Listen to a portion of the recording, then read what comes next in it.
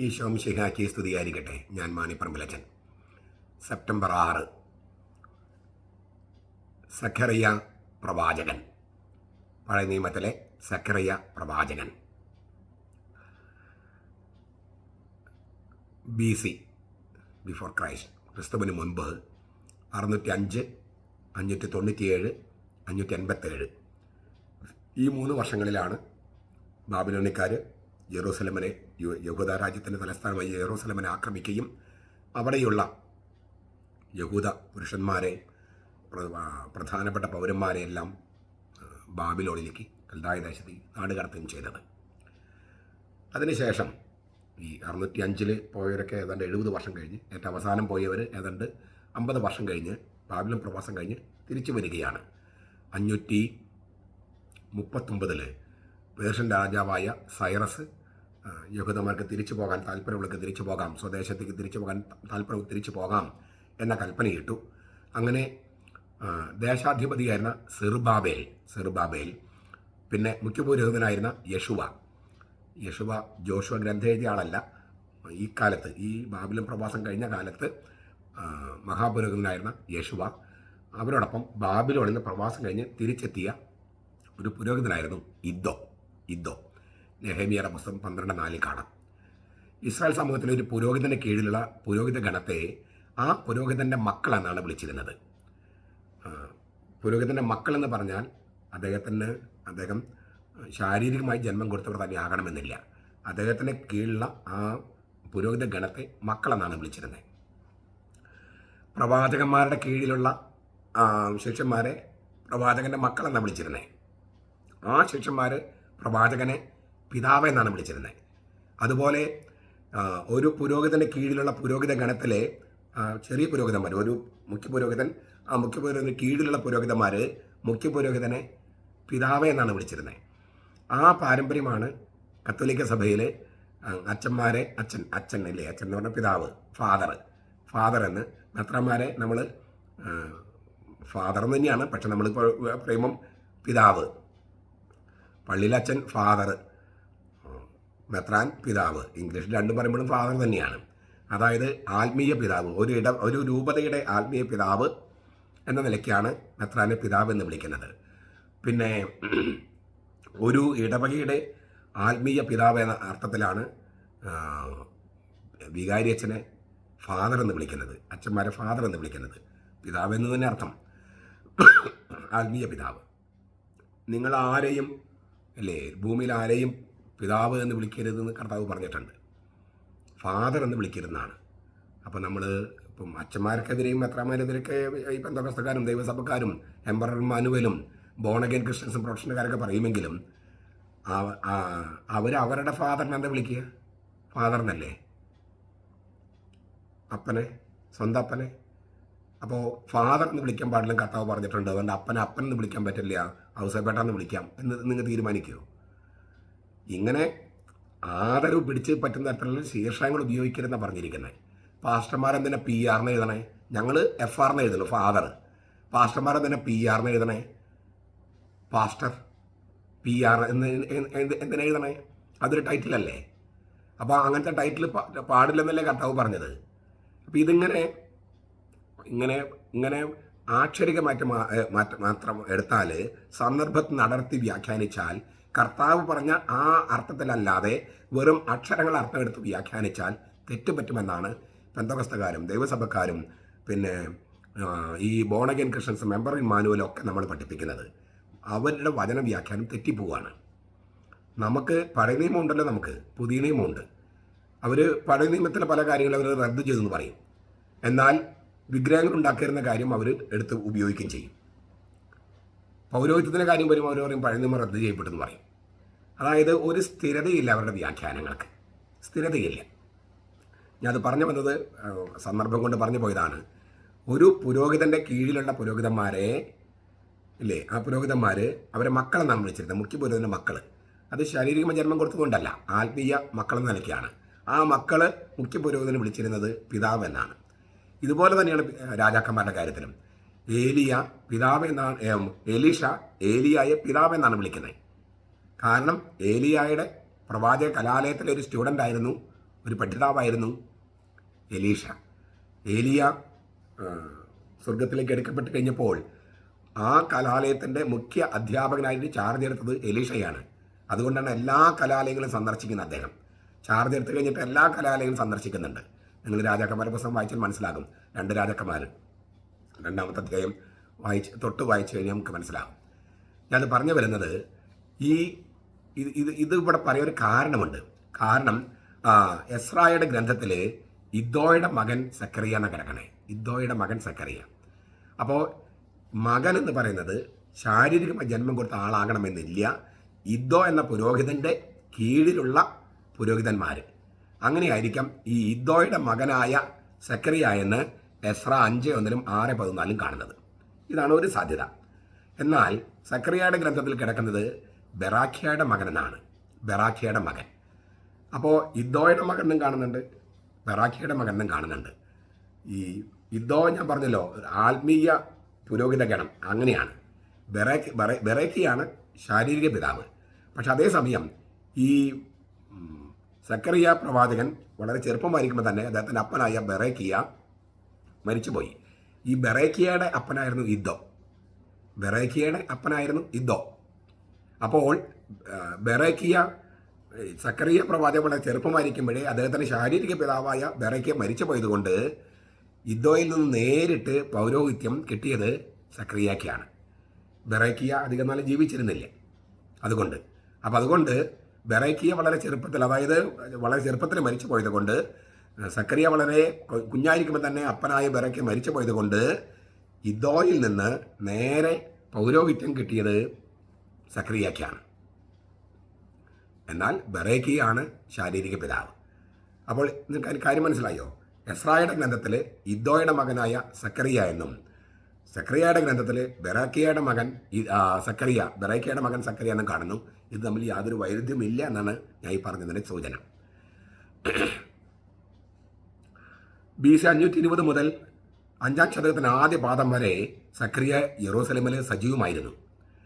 പ്രവാസം തിരിച്ചെത്തിയ യഹൂദരെ ഒരു മതസമുദായമായി രൂപപ്പെടുത്തുന്നതിൽ സക്കറിയ വഹിച്ച പങ്ക് വളരെ വലുതാണ്. കാരണം വന്നപ്പോൾ അവർ തിരിച്ചു വന്നപ്പോൾ കണ്ട കാഴ്ച ഒന്ന്, ഏതാനും പട്ടിണിപ്പാവങ്ങളായ കർഷകരെ അവിടെയുള്ളൂ. ദേവാലയം ആകെ തകർന്ന് തരിപ്പണമായി കിടക്കുന്നു. ദേവാലയത്തിൻ്റെ മതിലിലും തകർന്ന് തരിപ്പണമായി കിടക്കുന്നു. ജീവിക്കാൻ വകയില്ല. ഭാഷ നഷ്ടപ്പെട്ടിരിക്കുന്നു. നിരാശയുടെ പടുകുഴിയിലായിരിക്കുകയാണ്.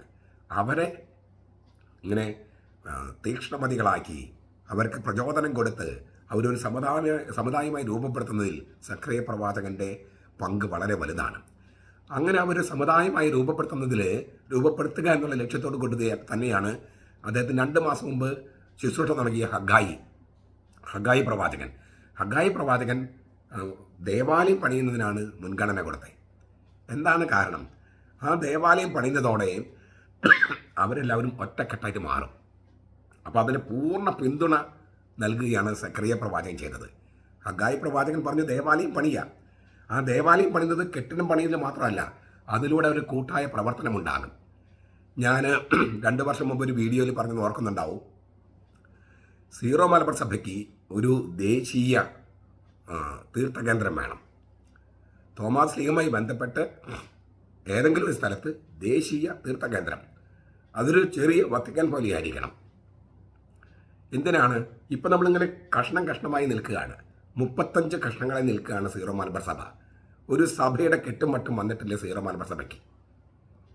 അതിൻ്റെ ഈ ബ്രാഞ്ചസ് എല്ലാം വളരെ ഇങ്ങനെ എന്താ പറയുക, 35 രൂപതകളും വളരെ ഗംഭീരമായിട്ട് ചെയ്യുന്നുണ്ട് കാര്യങ്ങൾ, 1-2 സ്ഥലത്തൊഴിച്ച്.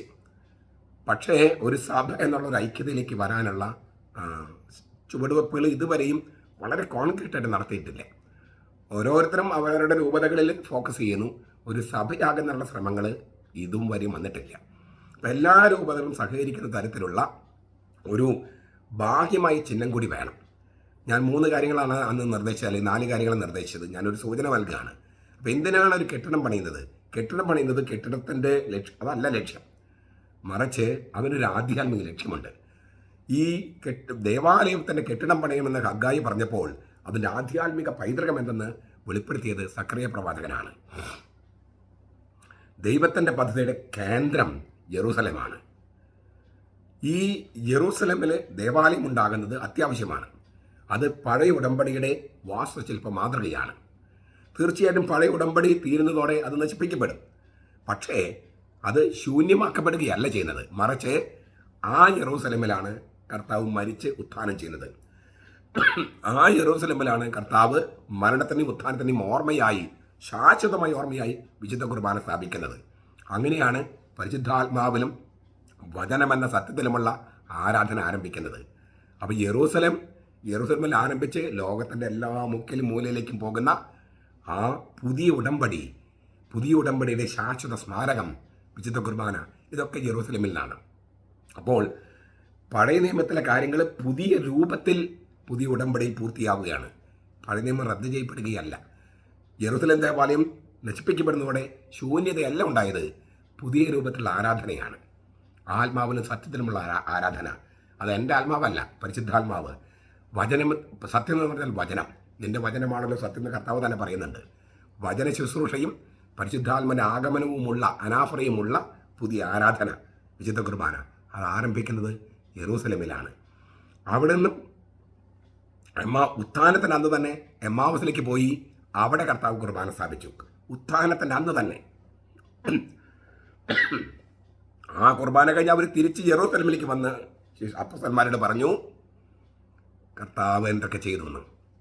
ഉത്ഥാനത്തിൻ്റെ അന്നാണ് കുർബാന. കർത്താവ് ഉത്ഥാനം ചെയ്ത ദിവസം ആണ് കർത്താവ് വീണ്ടും കുർബാന അർപ്പിച്ചത്. കുർബാന സ്ഥാപിച്ച കർത്താവ് കുർബാന അർപ്പിക്കുകയാണ് ഉത്ഥാനത്തിൻ്റെ അന്ന്. ആദ്യമായിട്ട് സഭ ചെയ്തത്, ഉത്ഥിതനായ കർത്താവ് സഭയിൽ ചെയ്തത് വിശുദ്ധ കുർബാന അർപ്പിക്കലാണ്. ആ വിശുദ്ധ കുർബാനയുടെ അർപ്പണത്തിന് ആദ്യത്തെ ഭാഗമാണ് വചന ശുശ്രൂഷ വഴിയിൽ വെച്ച്. ഇതേക്കുറിച്ചൊക്കെ ഞാൻ മുമ്പ് വളരെ വിശദമായിട്ട് പറഞ്ഞിട്ടുള്ളതാണ്. ഞാൻ വീണ്ടും പോകുന്നതിന് കാരണം ഈ സക്കറിയ പ്രവാചകൻ എന്തുകൊണ്ടാണ് യെറൂസലേം ഇത്രമാത്രം പ്രാധാന്യം കൊടുത്തത്, അത് പുതിയ നിയമത്തിലാണ് കൂടുതൽ വെളിപ്പെട്ടത്, അത് കാണിക്കാൻ വേണ്ടിയാണ്. യഹൂദ മതത്തിൻ്റെ ഭരണസമിതിയായ സാനഹദ്രീൻ സംഘം രൂപവൽക്കരിക്കുന്നതിന് മുമ്പ് അതിന് സ്ഥാനത്തുണ്ടായിരുന്നത് ഒരു മഹാസിനഗോഗ് എന്നറിയപ്പെടുന്ന സംവിധാനമാണ്. മഹാസിനഗോഗ്, അതിലൊരു അംഗമായിരുന്നു സക്കറിയ എന്നാണ് പാരമ്പര്യം പറയുന്നത്. ഹഗായി പ്രവാചകൻ സമകാലികനായിരുന്ന സക്കറിയ എന്ന് ഞാൻ സൂചിപ്പിച്ചല്ലോ. സക്കറിയ എന്ന പേരിൽ ആകെ 27 പേരുണ്ട് പഴയ നിയമത്തിൽ. ഹഗായിയെ പോലെ സക്കറിയായും പുരോഹിതനായിരുന്നു. ബൃഹത്തായ പ്രത്യാശകൾ തെളിവാർന്ന് അവതരിപ്പിക്കാൻ സക്കറിയായ്ക്ക് നല്ല വശമുണ്ടായിരുന്നു. ചെറിയ തുടക്കങ്ങളുടെ ദിവസങ്ങളിൽ എന്ത് സമീപനം സ്വീകരിക്കണമെന്ന് ബോധ്യമുണ്ടായിരുന്നു. 4:10 വായിച്ചു വയ്ക്കുന്നത് നിങ്ങൾക്ക് മനസ്സിലാകും. നിരാശതയുടെയും സാമ്പത്തിക ഞെരുക്കങ്ങളുടെയും പിടിയിലമർന്ന് കഴിഞ്ഞിരുന്ന ജനത്തെ ഉത്തേജിപ്പിക്കാനുള്ള ഔഷധം അദ്ദേഹത്തിൻ്റെ കയ്യിലുണ്ടായിരുന്നു. മിശിഹായുഗത്തിൽ ദൈവം ചെയ്യാനിരിക്കുന്ന കാര്യങ്ങൾ ക്രാന്തദർശിയുടെ മിഴികളോടെ വെളിപാടിൻ്റെ മൊഴികളായി അദ്ദേഹം അവതരിപ്പിച്ചു. 1-ാമത്തെ അധ്യായം 7-ാം വാക്യം മുതൽ 6-ാമത്തെ അധ്യായം 8-ാം വാക്യം വരെ. എന്നാൽ അതിനർത്ഥം ആ കാൽപ്പനിക യുഗത്തിലേക്ക് കണ്ണ് നട്ടിരിക്കണമെന്നല്ല. വർത്തമാനത്തിൽ ചെയ്യാനുള്ള കാര്യങ്ങൾ കൃത്യനിഷ്ഠയോടെ ചെയ്യുക. അതാണ് 1-ാമത്തെ അധ്യായം 1 മുതൽ 6 വരെ വാക്യങ്ങളിൽ സക്കറിയ പറയുന്നത്. ഭാവിയുടെ വെളിപാടിൻ്റെ കലാകാരനും വർത്തമാനകാലത്തിലെ നവോത്ഥാനത്തിൻ്റെ പ്രവാചകനുമായിരുന്നു സക്കറിയ. അതിനാൽ തന്നെ 2 തരത്തിൽ ഭാഷയും ശൈലിയും അദ്ദേഹം അനായാസം കൈകാര്യം ചെയ്തു. വെളിപാടിൻ്റെ ഭാഷയും സമകാലിക നവോത്ഥാനത്തിൻ്റെ ഭാഷയും. പേർഷ്യ ചക്രവർത്തി സൈറസ് BC 537 പുറപ്പെടുവിച്ച വിളംബരം അനുസരിച്ച് ഏകദേശം 50,000 യഹൂദരാണ് ബാബിലോണിൽ നിന്ന് വിജയ നാട്ടിലേക്ക് തിരിച്ചെത്തിയത് 539. 536 അവർ ദേവാലയം പുനരുദ്ധരിക്കാനുള്ള തർക്കല്ലിട്ടു. പ്രാദേശികമായ എതിർപ്പുകളും സാമരികരുടെ ഇടപെടലും സാമ്പത്തിക ഞെരുക്കം മൂലം 15 സംവത്സരത്തോളം പണി തടസ്സപ്പെട്ടു. എസ്രായുടെ ഗ്രന്ഥത്തിൽ അത് കാണാം. പേർഷ്യയുടെ സിംഹാസനത്തിൽ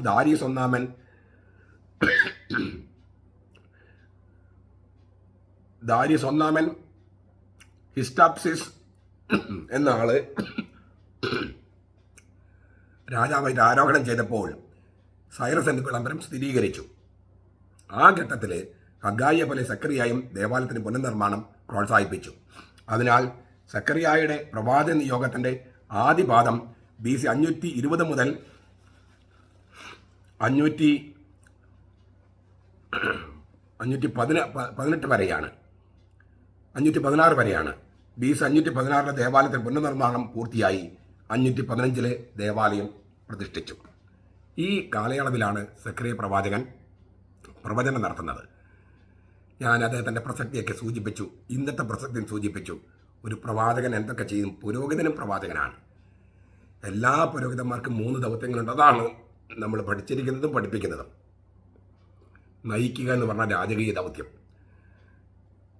കൃത്യമായി വിശകലനം ചെയ്ത് കാലത്തിൻ്റെ അടയാളങ്ങൾ തിരിച്ചറിഞ്ഞ് വിമർശനാത്മക ബുദ്ധിയോടെ അതേസമയം ദൈവത്തിൻ്റെ വീക്ഷണത്തോടെ കാര്യങ്ങൾ കാണുക, പ്രവാചക ദൗത്യം.